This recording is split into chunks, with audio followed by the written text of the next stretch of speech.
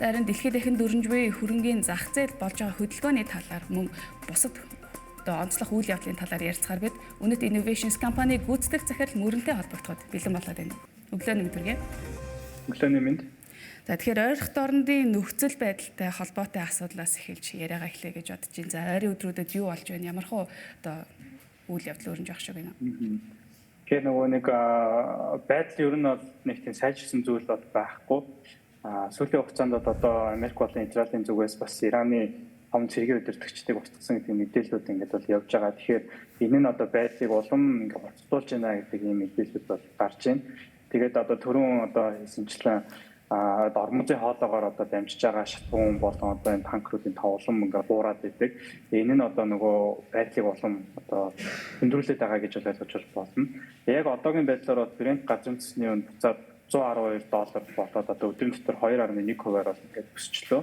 Тэгэхээр энэ бол өөрөө бас байдал одоо улам мөрцөж байна. Шатуун юу нь бас ингээд хомсдох хомсож байгаа байдал нь улам цаад ихсэж байна гэдэг ийм хандлагуудыг бол гарч болохоор байна. Тэгээд одоо яг энэ нөхцөл байдалтай холбоотой бусад одоо коммодитиг авах юм бол алтад одоо $4,841 болоод 2 хоногийн өмнөхөөс одоо $200 ингээд унтсан.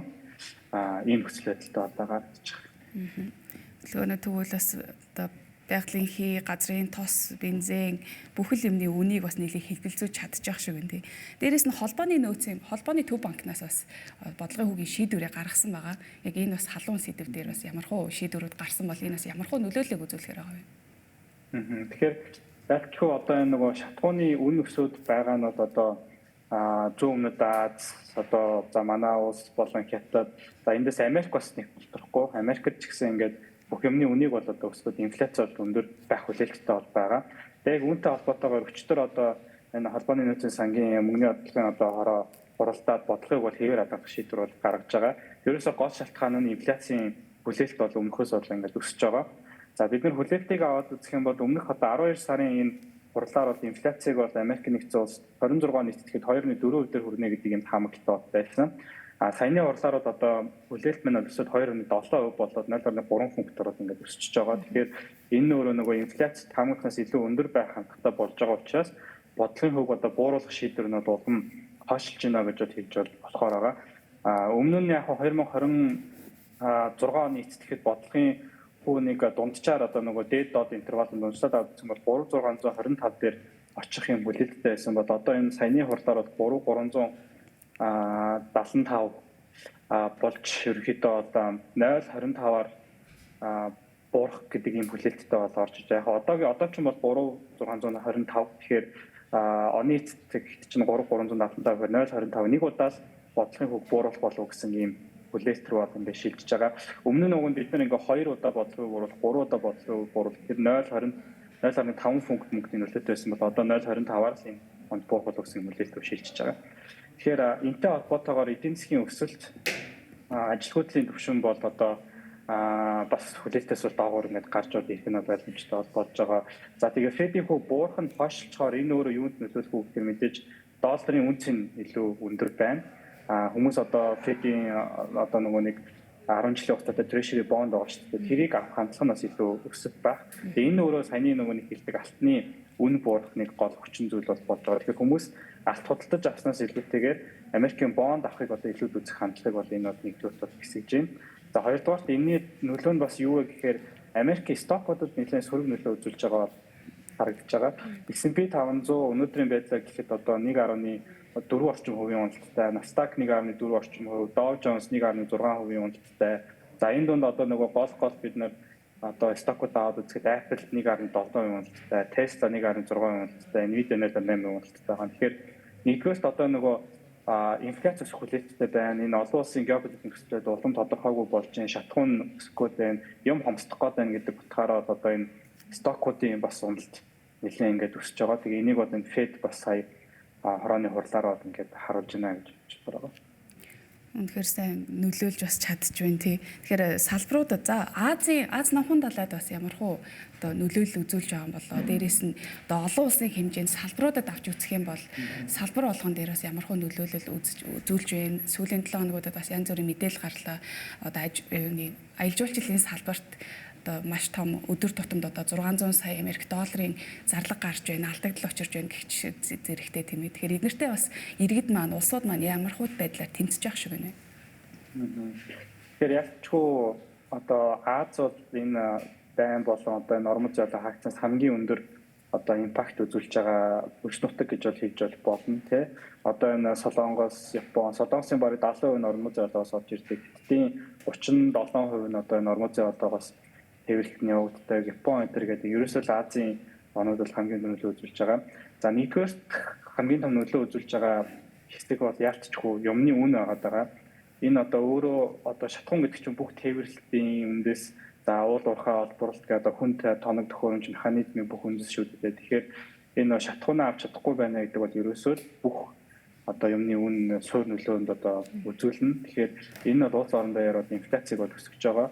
Эцэд бол одоо юмны үн өсөж байгаа гэдэг мэдээлэлүүд бол байгаа. За манай Монгол улсын хувьд ч гэсэн одоо шатхууны одоо үн за яг 92 дээр тогтмол байж болох ч гэсэн яг одоо энэ дизель дээр бол үн өсөж бол орж ирэндээ энэ нөлөө 1.5 сарын дараа орж ирдэг гэхээр ер нь удахгүй шатхууны үн бол ингээд өсөд орж ирэх юм нөлөөг бол ингээд үзүүлж байгаа.